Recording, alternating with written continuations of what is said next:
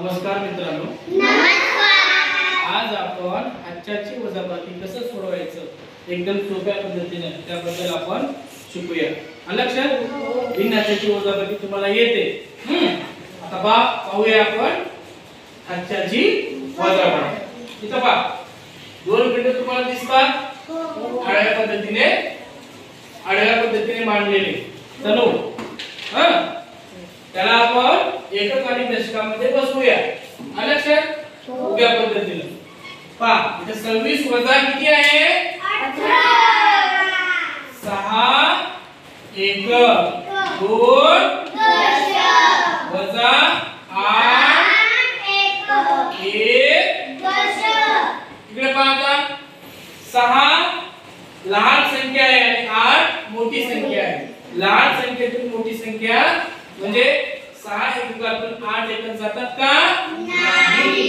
आणि वजाबाकीची सुरुवात कुठून करायची असते? एककापासून. हे लक्षात आलं तुमच्या? मग आता इकडे पहा, 6 एकक कमी करायचं आणि ह्याला वरती घ्या. लक्षात इथे किती दशक आहे? 2 दशकाला कमी करा, 1 दशक इथं घ्या, राहिलेला दशक इथं घ्या. लक्षात 1 इथं घेतल्यामुळे इथे किती राहिले? 1 आणि हा 1 आपण इथं घेतला. आता इथे किती झाले? 16.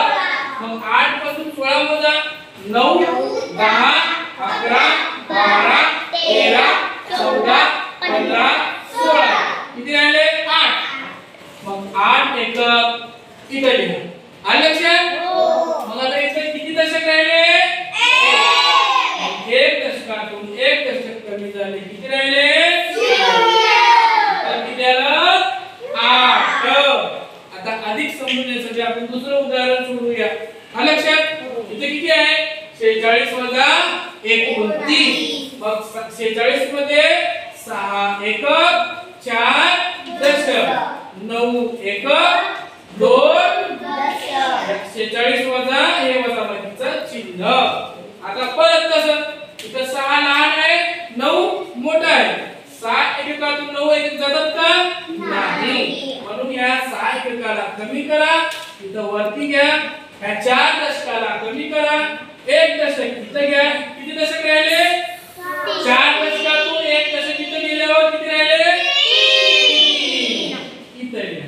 मग आता 9 पासून 16 वजा 10 11 12 13 14 15 16 3 3 6 इथे उत्तर 7. इथे किती राहिले? किती दशक राहिले? 3 दशकातून 2 दशक गेले, किती दशक राहिले? 1 दशक. समजलं? अशा प्रकारे आजच्याची वजाबाकी आपण सोडवू. समजलं? कसं करायचं ते? ओके.